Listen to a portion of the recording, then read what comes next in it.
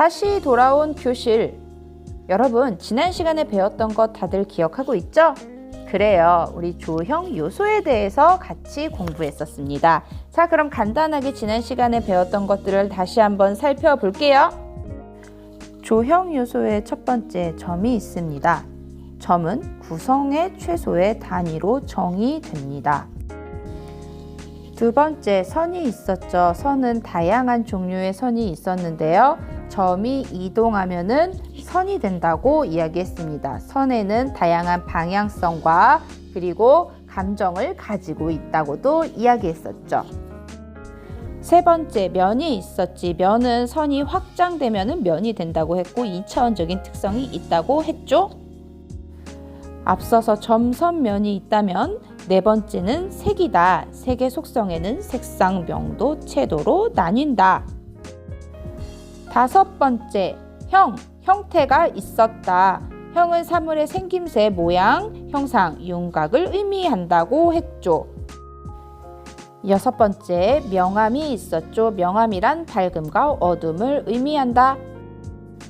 또 뭐가 있었나? 일곱 번째, 질감이 있었잖아. 질감은 표면의 재질감, 그래서 손으로 만지거나 시각적으로 느껴지는 촉감이었죠. 마지막으로 공간까지 살펴보았습니다. 공간이란 깊이에 대한 지각을 뜻했죠. 그래요. 다들 잘 기억하고 있네요. 이번 시간에는 조형 요소들이 모여서 만들어지는 조형 원리에 대해서 살펴보려고 합니다. 자, 그러면은 이번 시간에도 힘차게 출발해 볼까요? 조형 요소와 원리, 미술의 언어. 조형 언어를 알면 미술이 보인다.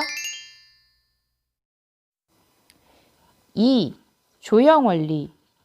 조형 원리는 조형 요소들을 유기적으로 조직하고 적절하게 구성하여 질서를 형성하는 것을 의미합니다.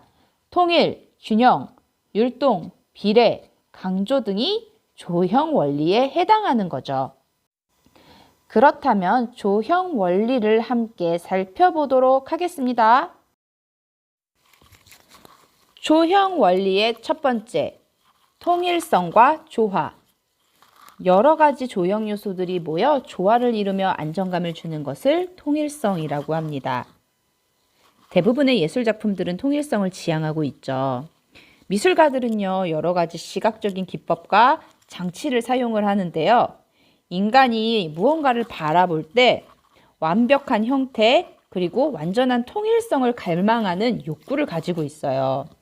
그래서 어떤 것을 통합하거나 결합하거나 일관성을 가지는 것을 이 통일성이라고 하는데요. 이러한 통일성을 획득하기 위해서 작가들은 유사한 색채나 색조, 형태, 질감 같은 시각적 재료로 유사성과 근접의 방법을 사용하곤 합니다. 또한 시각적 통일감을 얻으려는 방법으로는 반복을 하는 것이 있는데요. 단순한 반복을 하는 것은 우리 시각적으로 굉장히 단조롭게 보일 수 있겠죠. 그래서 적절한 변화를 통해서 시각적인 통일감을 추구합니다. 지금 여러분들이 보고 있는 이 작품은 우리나라의 서도호라는 작가의 작품입니다. 다양한 유니폼이 쭉 걸려져 있는데요. 이는 현대사회의 규격화된 모습으로 살아가는 우리의 모습을 이러한 의복을 통해서 보여주고 있죠. 유니폼을 쭉 걸어놓은 것으로 봐서 통일성이 느껴지고요. 반복된 형태들이 있죠. 그런데 그 안에서도 변화성이 느껴지는 작품입니다. 조형 원리의 두 번째, 균형입니다. 균형은 안정감과 조화를 이루는 상태를 말합니다. 일반적으로 조형 예술에서 대표적인 균형의 상태는 대칭이에요. 여기 아래 보이는 이 작품은 문신이라는 조각가가 제작한 작품인데요.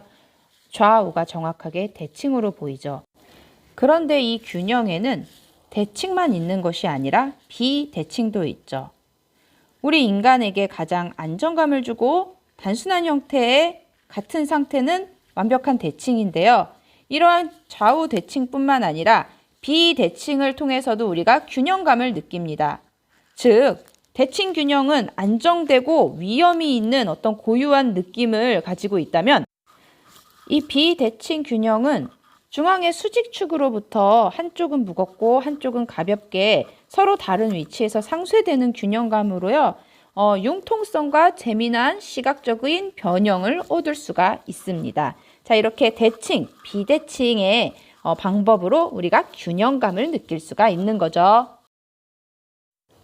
세 번째, 율동입니다. 율동은 시각적인 요소의 유기적이고 조화롭고 질서 있는 흐름을 뜻합니다. 여러분, 율동은 시나 음악, 음절의 반복적인 흐름과 변화에서 나타나는 청각적인 요소로들 알고 있지만요. 이 미술, 시각 예술에서의 율동은 규칙적으로 보이는 모티브의 반복적인 흐름을 뜻합니다.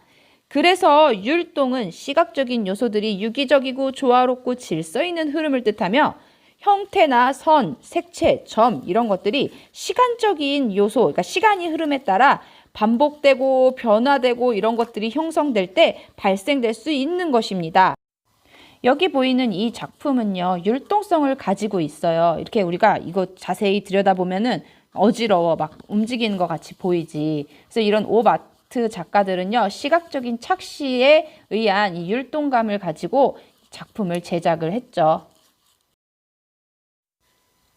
네 번째, 비례입니다. 비례는 대상 간 상대적인 크기의 상호 관계를 말합니다.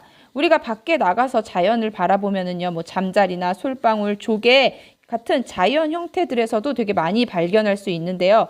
긴 변과 짧은 변의 비율이 1대 1.618일 때 황금 분할이라고 하는데, 이러한 황금 분할이 자연에 그대로 이렇게 적용이 된 거란 말이지.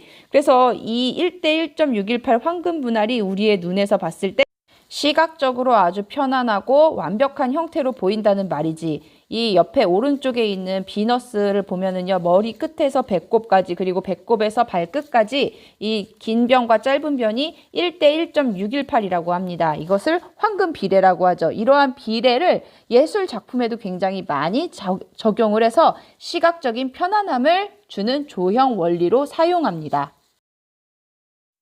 자, 다섯 번째는요, 강조가 있습니다. 강조는요, 조형예술에서 시각적인 힘을 빵 하고 주는 것을 뜻해.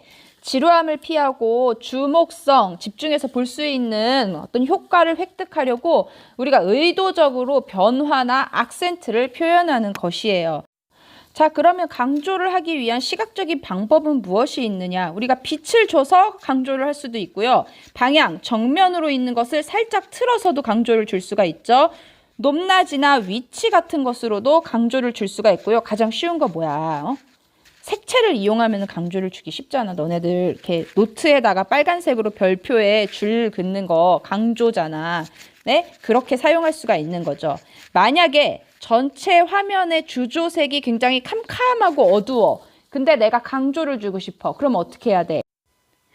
밝은 색을 사용을 해서 캄캄한 가운데 밝은 색이 탁 튀어나오게 하면 되는 거잖아. 자, 이렇게 강조는요, 미술가가 주제에 따라서 의도적으로 선택할 수 있는 조형 수단으로 많이 활용되고 있습니다. 여기 보이는 그림, 구성주의 작가가 이제 제작한 그림인데요. 어느 부분이 강조인지 알겠죠? 이렇게 빨간색 화살표 같이 이렇게 빵 쳐 있는 데가 강조하는 부분이죠. 그쵸? 자, 여섯 번째, 동세입니다. 동세는 작품에서 생동감 또는 운동감을 느끼게 하는 요소입니다. 자, 그러면은 어떻게 동세를 느끼게 할 수 있느냐? 선, 형태, 색의 연결, 필세 등에 의해서 표현이 돼. 정지된 대상을 표현하는 작품에서도 조형 요소의 변화에 따라서 동세를 느낄 수가 있다고. 지금 여러분들이 보고 있는 이 작품은요, 그리스 시대에 제작된 작품입니다. 제목은 원반 던지는 사람인데요. 이 조각에서도 느껴지죠. 동세가 인간이 이렇게 원반을 가지고서 확 던지는 어떤 찰나의 그 순간, 동세, 그리고 역동적인 근육들, 이 근육이 어떻게 작용하는가, 그리고 이 비틀어진 이 사람의 자세 등으로 동세를 느낄 수가 있습니다.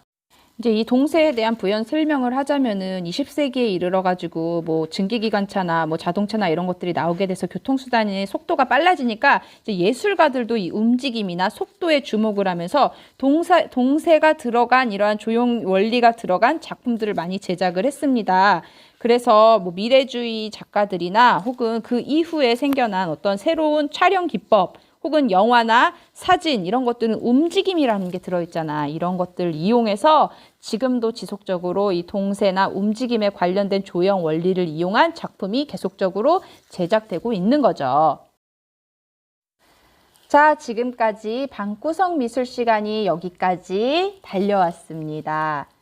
여러분들도 낯설고 선생님에게도 낯설었던 이 온라인 개학 그리고 온라인 수업이 어느 정도 이제는 여러분들도 정착을 했고요. 또 선생님에게도 익숙해진 이 시점이 되니까요. 이제 등교를 하라고 하네요.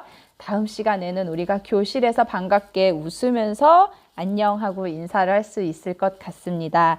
자, 미술이라는 과목이 지루하고 나는 소질이 없어 라고 생각했던 그런 친구들에게도 조금은 흥미가 생기는 그런 계기가 됐으면 하는 바람이고요.